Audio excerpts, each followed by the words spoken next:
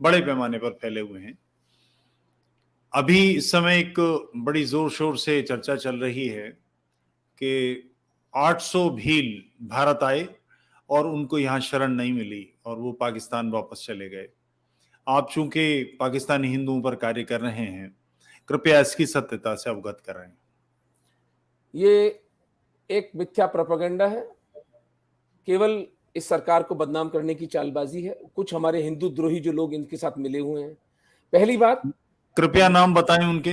नाम लूंगा तो फिर केस हो जाएगा मेरे ऊपर। नहीं, केस क्या, वो तो पता तो लगना चाहिए, लोगों को मालूम रहे कि ये तो लोग नाम ऐसे जो हैं। अखबार में आ रहे हैं वो लोग, ये सब धनद्रोही, कांग्रेस का प्रचार किया था इन्होंने पिछले इलेक्शंस के अंदर और अपने संगठन वंगठन खोल के बैठे हैं। अरे अगर मान लो भारत से ये भूल भी हुई है, कोई ब्यूरोक्रेटिक कारण से ये 800 लोग जा भी रहे हैं, तो भी इस बात को ढकना चाहिए, क्योंकि इसकी मैसेजिंग बहुत गंदी है।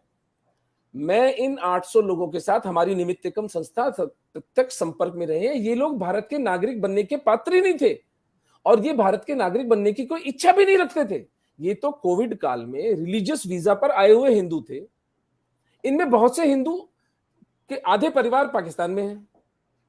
ये लोग यहां रहने को राजी नहीं थे। ऐसा थोड़ी कि इनको डिपोर्ट किया गया है, ये अपनी मर्जी से गए हैं।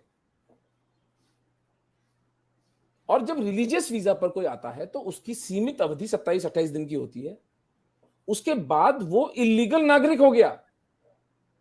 हमारी संस्था 10,000 हिंदुओं को हमने गत 7 वर्षों में निकाला है। एक पाकिस्तानी हिंदू इलीगल नागरिक नहीं है, उसके पास लेजिटिमेट वीजा है। इसी कहानी को इनके एक उदाहरण देके मैं और स्पष्ट कर दूं। लगभग 1 वर्ष पूर्व 11 भीलों ने जोधपुर में एक जगह है वहां पर आत्महत्या कर ली थी। तो इन्हीं सज्जन ने और इन्हीं के संगठन ने जो हल्ला मचाया मीडिया में जाकर, ओहो देखो जी मोदी सरकार की उपेक्षा के कारण इन लोगों ने आत्महत्या कर ली है। अरे वो गृह कलह के कारण आत्महत्या थी। उस स्त्री का वीडियो आ गया, जो एकमात्र व्यक्ति उस परिवार में बचा, वो कह रहा है कि हमें सरकार से कोई शिकायत नहीं है, पुलिस हमें बिल्कुल तंग नहीं करती है, हमारे घर में गृह कलह थी उस कारण ये आत्महत्या हुई। लेकिन नहीं साहब, इन्होंने भोंपू बजाया। परिणाम यह हुआ कि पाकिस्तानी हिंदू काउंसिल का अध्यक्ष रमेश वांकवानी, वो हजारों लाखों हिंदुओं को लेकर भारतीय हाई कमीशन पाकिस्तान में जाकर उनके वहां पर विरोध प्रदर्शन करता है और पूरे विश्व में भारत की बदनामी होती है। अब ये जो घटना, सुबह से मेरे फोन पे कम से कम 150 मैसेजेस आए पड़े हैं, ओमी जी ये क्या हो रहा है। मैं उनको कह रहा हूं यार घटना का सोर्स देख लो। डॉन पाकिस्तान के एक मुसलमानों के अखबार में ये न्यूज छप रही है प्राथमिकता से। बड़ा दर्द हो रहा है यार तुमको हिंदुओं के लिए। हिंदू की न्यूज को वो कोट कर रहे हैं। ये वही हिंदू है ना जो रक्त का वमन कर रहा था जब सीएए आया था,